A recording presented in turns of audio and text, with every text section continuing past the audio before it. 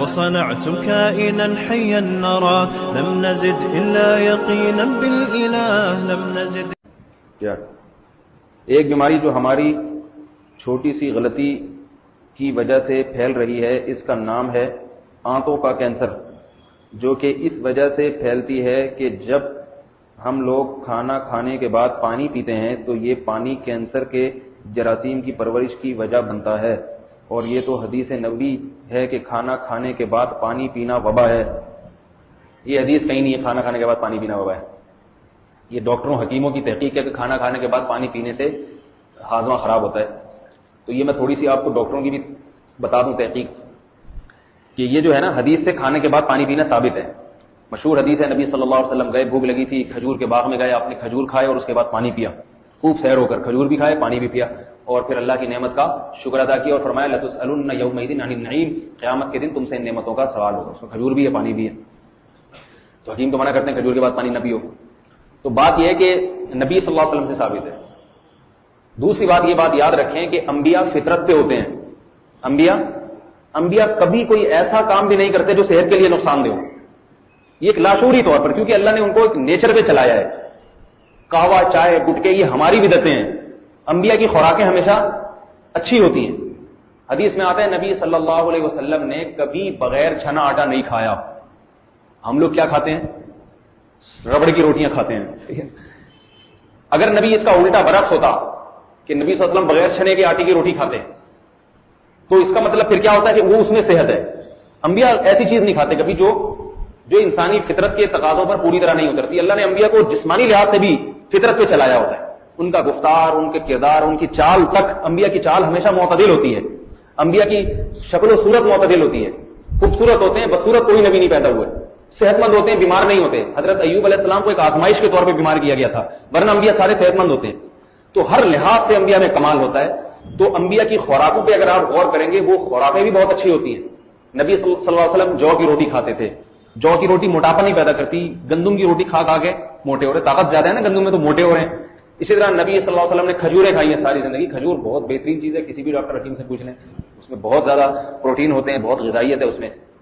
شہد آپ صلی اللہ علیہ وسلم نے، دودھ بکری کا پیا ہے بہت زیادہ. آپ صلی اللہ علیہ وسلم نے بکریاں چرائی ہیں، اونٹنی اور بکری کا دودھ. ہم بھینس کا پیتے ہیں، بھینس جیسے ہوتے چلے جا رہے ہیں بھینس کا دودھ پی کے. اونٹنی کا دودھ اب دیکھو کتنے اس کے ڈاکٹر فضائل بیان کرتے ہیں. نبی صلی اللہ علیہ وسلم نے اس لیے نہیں کہ اس کے فضائل تھے، بلکہ اللہ نے اپنے نبی کے لیے وہی خوراک تجویز کی جو اللہ کے علم میں تھی کہ یہ بہتر ہوگی.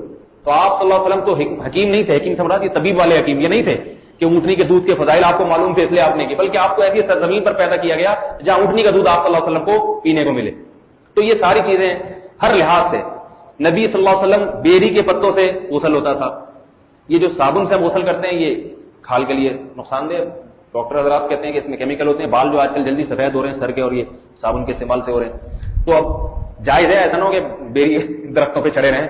اور بہت سارے فرائض واجبات ہیں، ان کی طرف توجہ زیادہ دیا کریں.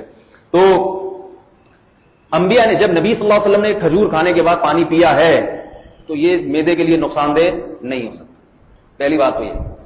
دوسری بات یہ کہ ڈاکٹروں یا حکیموں کی کوئی تحقیق جب سامنے آئے تو بلا وجہ اس کو جھٹلانے کی بھی ضرورت نہیں ہے.